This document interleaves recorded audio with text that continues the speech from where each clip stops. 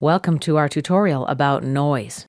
Many low-budget home studios are on the watch for external noise. Planes overhead, the nearby rumble of traffic or a freeway, a garbage truck beeping as it goes into reverse, the neighbor's lawnmower or leaf blower, you name it. Your refrigerator, your fans and air conditioners, your printers, creaking doors, the toilet, the sink, your husband talking in the next room, your computer and your fan, your hot CPU generating unwanted distortion or truncation, the buzz of fluorescent lights. Noise in your recording is more of a problem than room acoustics. Then there's the noise that you'll generate that might annoy your neighbors. That can be a problem also. If your work is entirely software or MIDI-based, then you don't have to worry about the problem of noise transmission through a microphone. You might be wondering what level of background noise is acceptable in your studio. To check the level of background noise, you can record a piece of silence, and then check its audio statistics in your computer audio software. Generally, you'll want silence to be about at least a -55 decibel measurement. If your ambient noise is as high as -45, you won't be able to use a noise gate to reduce it later on without taking out some of the important bass frequencies in your music. In a nutshell, if your ambient room noise levels are too high, your music won't sound as full or boomy as it could once you get rid of the noise. A professional studio will have much quieter silence levels than you can achieve in your own home studio. When in doubt, just schedule your recording for a quiet and reasonable time of day that works well for your neighbors. If you record at cooler times of the day, you won't have to worry about air conditioners or any other noise generated by both your computer's fan or by the processor becoming too overloaded from the heat. As you know, your computer's processor will continue to function when it's super hot, but it does get slow. You might not think this matters for your recording, but it actually does matter a lot. What can happen is truncation in the recording, like sounds getting cut out or missed, or buzzes, choppiness, digital artifacts, other junk being added. So make sure your system is set up to be well ventilated and cooled if needed.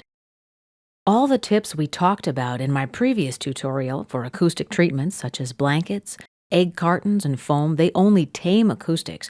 They don't really affect the soundproofing of your studio, especially if you've got fussy neighbors or the rumble of trains and planes coming through thin walls.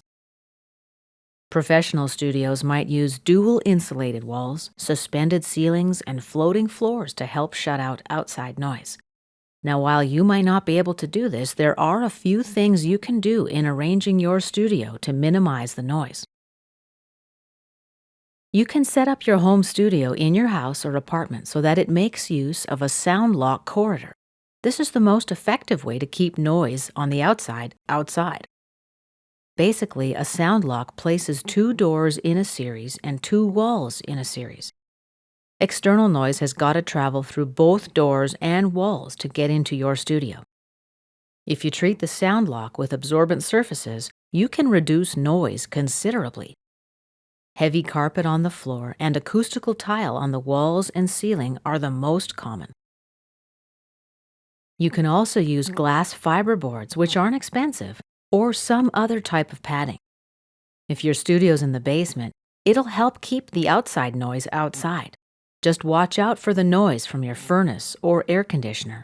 Most of my recording of voiceovers and music is actually done in my basement because it's a lot quieter down there than on the main floor. Regular household doors are hollow and generally too thin to keep out noise. If you can, a solid 1 3/4 inch door or one with a particle board core will help you more. Upholstering your door or covering it with vinyl and foam rubber is going to influence the acoustics within your room, but it won't keep out the noise. But if you weather strip the door, it'll work hermetically, kind of like a fridge door.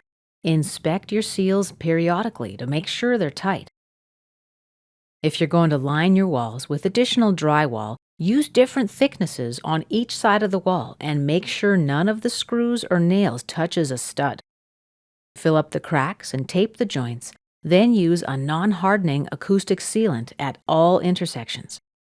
Watch out for concrete and masonry walls. They can conduct noise from far and radiate the noise into your studio. Don't mount electrical boxes loosely. Stagger them and use acoustical sealant to seal the openings. If you've got fluorescent lighting, remove the ballast reactors from the fixtures and mount them in a metal box in the sound lock or outside. This takes a little more wire, but it removes the buzzes these reactors are famous for. You can avoid light dimmers, specifically the selenium-controlled rectifier ones. They create electrical noises which your mics are likely to pick up. We're going to be talking more about electrical noise later in this section. If you can, structure your ventilation supply and exhaust, like heating and air conditioning, so that the duct lines are broken by at least one 90-degree angle. At the very least, have your recording gear with its internal and external fans in the dead zone of your microphones. If you've got basically zero budget for setting up your home studio, don't worry, you can still get high-quality tracking. You may have more ruined takes from outside noise, but generally it's possible to plan around the outside noise. Be sure to turn off your appliances like your fridge and fans, and especially your telephone, while recording. Just pause if you hear ambulances and planes overhead. You simply can't get those noises out with a gate. They're usually too loud, about minus 37 dB, even through closed windows. Make sure you record with your windows closed and doors, and you can seal the doors at the bottom with towels. Now, if you're the one paying for the studio time, you want to make sure the studio is quiet. So take some time to have a listen and ask the engineers what kind of noise leakage there might be.